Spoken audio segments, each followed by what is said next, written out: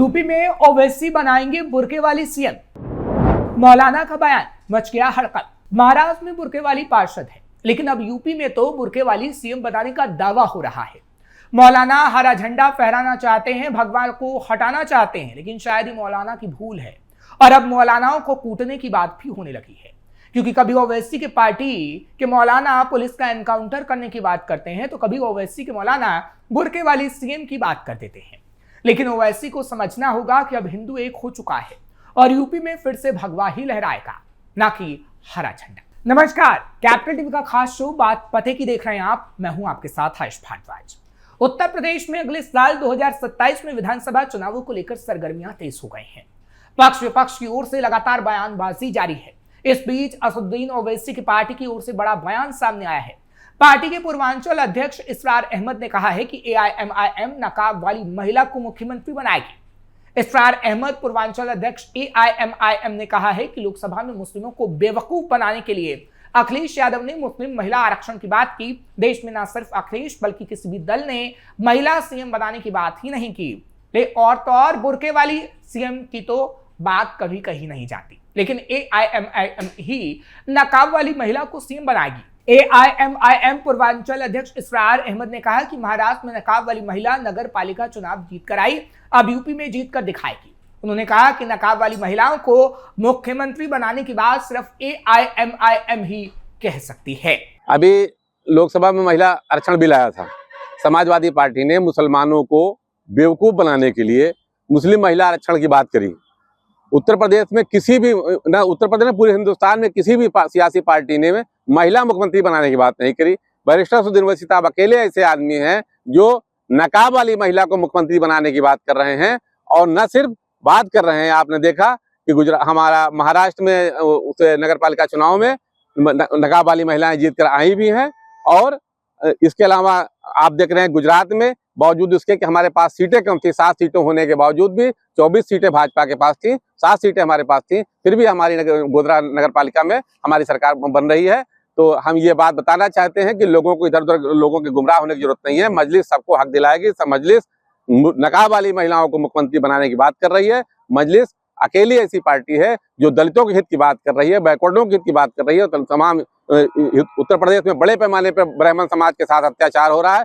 ब्राह्मण समाज आज मस्जिद इत्तेहादुल मुस्लिमीन से बड़े पैमाने पर जुड़ रहा है और सब ब्राह्मण को न्याय दिलाने की बात कर रही है। मजलिस सबको साथ में लेके चलने की बात कर रही है। मुझको ये पूरी उम्मीद है कि आने वाले वक्त में मजलिस सबसे मजबूत ताकत के रूप में उत्तर प्रदेश में उभरने जा रही है। चलिए, तो आपने मौलाना को सुना, अब आपको महाराष्ट्र की एक वीडियो भी दिखाते हैं जिसमें बुर्के वाली पार्षद है और इसी आधार पर ओवैसी के नेता ये कह रहे हैं। ये वीडियो देखिए जरा। इसमें एआईएमआईएम पार्षद तरन्नुम अहमद हैं, जिसमें वो कह रही हैं कि आप हमेशा मीटिंग हिंदू मुस्लिम की करते हो, हमारे क्षेत्रों के नाम बदलने की बात करते हो, जबकि हमारे क्षेत्रों में अब लोग हमें समझ रहे हैं, बुर्के वालों को समझा जा रहा है। यानी ये कहा जा सकता है कि किस तरीके से बार बार बुर्के शब्द का इस्तेमाल महाराष्ट्र से लेकर उत्तर प्रदेश में किया जा रहा है। एक तरफ महाराष्ट्र में जो पार्षद जीत कर आए हैं, वो खास तौर पर जब जाते हैं, पार्षदों के साथ मीटिंग होती है तो बुर्का ही पहना जाता है, ताकि ये संदेश दिया जा सके कि जिस तरीके से ओवैसी ने कहा था कि हम बुर्के वाली पार्षद बनाएंगे, उस तरीके से बुर्के वाला सीएम उत्तर प्रदेश में बनाया जा सके। लेकिन क्या ओवैसी का ये ख्वाब पूरा होगा? तो इस सवाल का जवाब ना में है। और ऐसा हम क्यों कह रहे हैं, चलिए आपको बताते हैं। एआईएमआईएम की बैठक, चुनावी रणनीति तैयार। दरअसल उत्तर प्रदेश में चुनाव को लेकर एआईएमआईएम अपनी चुनावी रणनीति को धार दे रही है। अलीगढ़ में ऑल इंडिया मजलिस इत्तेहादुल मुस्लिमीन यानी एआईएमआईएम की समीक्षा बैठक के दौरान प्रदेश अध्यक्ष शौकत अली खान लगातार अपने तेवरों और बयानों को लेकर इस वक्त चर्चा में हैं। हालांकि कई और ऐसे नेता मौलाना हैं एआईएमआईएम के, जिस तरीके से वो बयान दे रहे हैं, चाहे बुर्के वाली सीएम को लेकर हो या फिर एनकाउंटर को लेकर। दरअसल शाहजमाल स्थित पार्टी कार्यालय में एक बैठक होती है और संगठन की ये अहम बैठक मानी जा रही है, जहां एक तरफ आगामी 2027 के विधानसभा चुनाव को लेकर रणनीति साफ की गई है, तो वहीं दूसरी तरफ संगठन के भीतर अनुशासन और जवाबदेही को लेकर भी सख्त संदेश एआईएमआईएम दे रही है, ताकि उत्तर प्रदेश में अपने जनाधार को बढ़ाया जा सके। 200 सीटों पर चुनाव लड़ने का ऐलान। दरअसल बैठक में शौकत अली खान ने साफ तौर पर यह कहा है कि एआईएमआईएम उत्तर प्रदेश में 2027 के विधानसभा चुनाव में करीब 200 सीटों पर चुनाव लड़ने की तैयारी कर रही है। उन्होंने कार्यकर्ताओं और पदाधिकारियों से कहा है कि वो अभी से अपने अपने क्षेत्रों में संभावित उम्मीदवारों की पहचान करें, उन्हें मजबूत बनाने की दिशा में काम करें। उनका कहना है कि पार्टी सिर्फ चुनाव लड़ने के लिए मैदान में नहीं उतर रही है, बल्कि जीत के इरादे से ताकत झोंक रही है और एक बुर्के वाली सीएम ही बनेगी। समीक्षा बैठक के दौरान प्रदेश अध्यक्ष का रुख काफी सख्त रहा। साफ शब्दों में कहा गया कि जो पदाधिकारी अपनी जिम्मेदारी ठीक से नहीं निभा पाएंगे, उन्हें पद पर रहने का कोई अधिकार भी नहीं।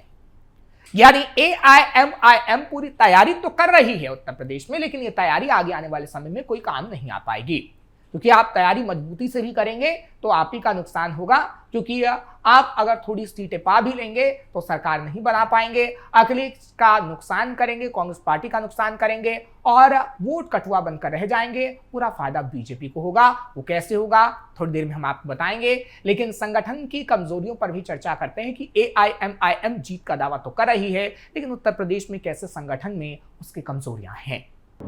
संगठन की कमजोरियों पर चर्चा। बैठक में संगठन की कमजोरियों पर भी खुलकर चर्चा हुई। जो शौकत अली ने बैठक ली, शौकत अली खान ने माना है कि कई इलाकों में पार्टी की पकड़ बहुत कमजोर है, यानी उतनी मजबूत नहीं जितनी और पार्टी की है, चाहे फिर अखिलेश यादव की पार्टी की बात करें या फिर बीजेपी की। दरअसल शौकत अली कहते हैं कि संगठन को मजबूत करना होगा, स्थानीय मुद्दों को लेकर जनता के बीच जाना होगा, बात मुसलमानों की करनी होगी। कार्यकर्ताओं से कहा गया है कि लगातार जाकर जनता के साथ मीटिंग करिए और खास तौर पर मुसलमानों को बताइए कि मुसलमानों का हित अगर कोई कर रहा है तो वो AIMIM ही है, ना कि कांग्रेस और अखिलेश यादव। यानी पार्टी की नीतियों को लोगों तक पहुंचाएं। मीडिया से बातचीत के दौरान भी वो इन बातों को कहते हुए नजर आए। हालांकि शौकत अली खान ने मेरठ एनकाउंटर को लेकर भी जवाब दिया है, क्योंकि पुराने बयान उनके सुर्खियों में हैं। जब उन्होंने एनकाउंटर को लेकर ये कहा था कि हमारे अगर 11 विधायक आ जाएंगे तो हम पुलिस वालों का ही एनकाउंटर कर देंगे। एनकाउंटर पर जिस तरीके से सवाल उन्होंने उठाया था, उसके बाद वही फंसते हुए नजर आए थे। हालांकि वो कह रहे हैं कि न्यायिक प्रक्रिया का पालन किया जाना चाहिए किसी भी मामले में, लेकिन उनका बयान लगातार सुर्खियों में बना हुआ है। यानी AIMIM के नेता संगठन को मजबूत करने की बात तो कर रहे हैं, लेकिन अपने बयानों के कारण ही फंसते हुए नजर आ रहे हैं। साथ ही साथ युवा प्रदेश अध्यक्ष की बात जहां तक की जाती है, इस पर सवाल पूछा गया तो शौकत अली ने कहा, मैं बूढ़ा नहीं हुआ हूं।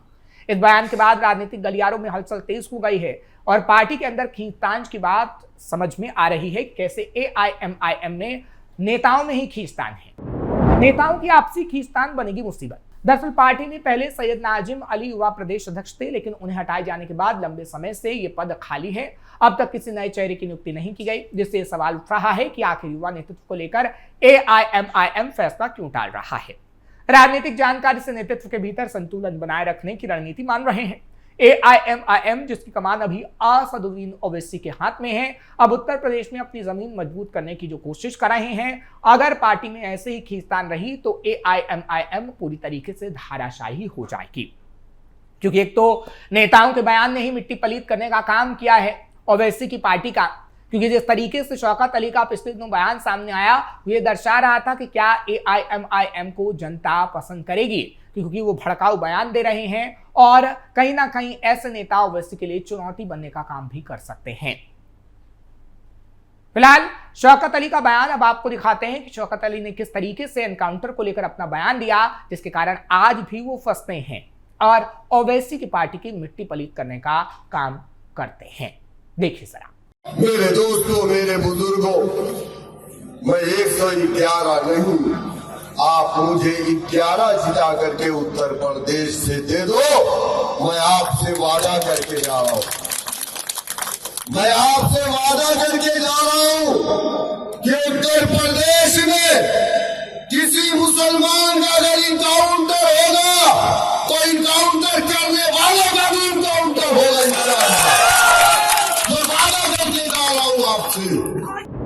2017 में AIMIM ने पहली बार यूपी में ठोकी थी ताल।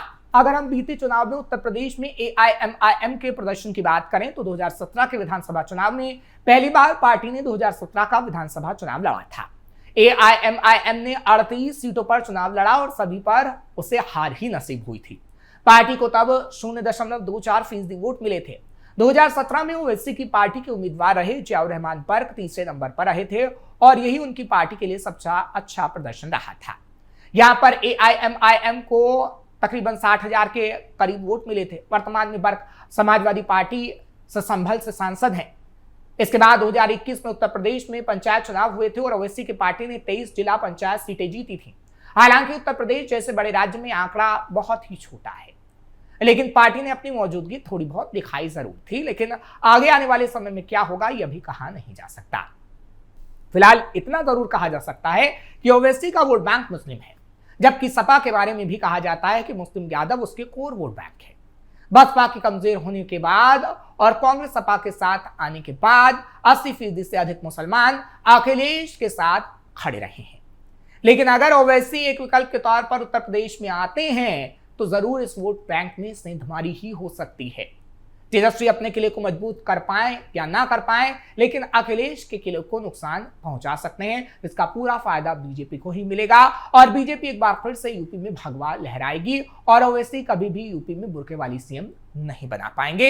इसलिए ओवैसी के नेता जो ख्वाब देख रहे हैं वो ख्वाब देखना छोड़ दें। उत्तर प्रदेश में अभी भगवा है। आगे आने वाले समय में जनता क्या फैसला लेती है ये तो वक्त ही बता पाएगा, लेकिन ये बात पते की थी जो हमने की। कल भी आपके सामने हाजिर होंगे। आपको ये खबर कैसी लगी कमेंट सेक्शन में जरूर बताएं। खबर को लाइक शेयर करें। कैपिटल टीवी को सब्सक्राइब करना मत भूलिएगा।